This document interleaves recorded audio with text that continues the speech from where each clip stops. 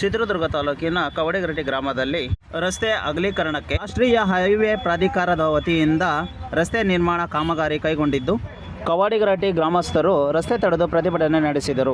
ಪ್ರತಿಭಟನೆಕಾರರಿಗೆ ಸೂಕ್ತ ಸೂರು ವ್ಯವಸ್ಥೆಯನ್ನು ಕಲ್ಪಿಸಬೇಕೆಂದು ಆಗ್ರಹಿಸಿದರು. ಕವಡಿಗರಟ್ಟಿಯ ಗ್ರಾಮಸ್ಥರು ಯಾವುದೇ ಸೂರಿನ ವ್ಯವಸ್ಥೆ ಇಲ್ಲದೆ ಇಲ್ಲಿನ ಜಿಲ್ಲಾಡಳಿತವು ಮತ್ತು ಇಲ್ಲಿನ ನಗರಸಭೆ ಅಧಿಕಾರಿಗಳಾಗಲಿ ಬಂದು ಇಲ್ಲಿ ಯಾವುದೇ ಥರದ ಯೋಗಕ್ಷೇಮಗಳನ್ನು ವಿಚಾರಿಸದೇ ಇರುವುದು ತುಂಬ ಶೋಚನೀಯ ಕೆಲಸವಾಗಿದೆ ಎಂದು ಗ್ರಾಮಸ್ಥರು ವಾಗ್ವಾದ ನಡೆಸಿದರು.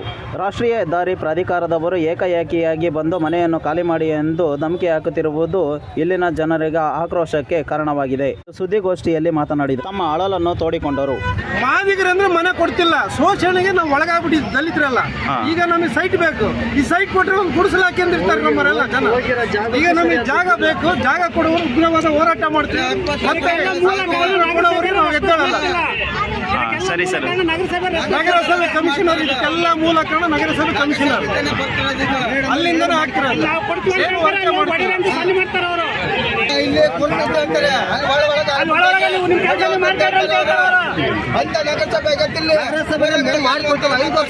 ಚಪ್ಪಲಿನ ಸೌದೋಗಿದಾವೆ ಮತ್ತೆ ಎಷ್ಟೋ ವಾಟ್ಸಪ್ ತಾಣ ಕೊಟ್ಟದ ಮೇಡಮ್ ಅವ್ರು ಏನು ಮಾಡಿಕೊಡ್ತಿಲ್ಲ. ಈ ಬಂದಿರೋ ಮೇಡಮ್ ಅಂತ ಮೈನೇ ಬಿಟ್ಕಂತಿಲ್ಲ. ಇಲ್ಲೆಲ್ಲ ಮನೆ ಕೇಳ್ತೀವಿ, ಮಾದಿ ಕೊಡಲ್ಲ ಅಂತಾರೆ.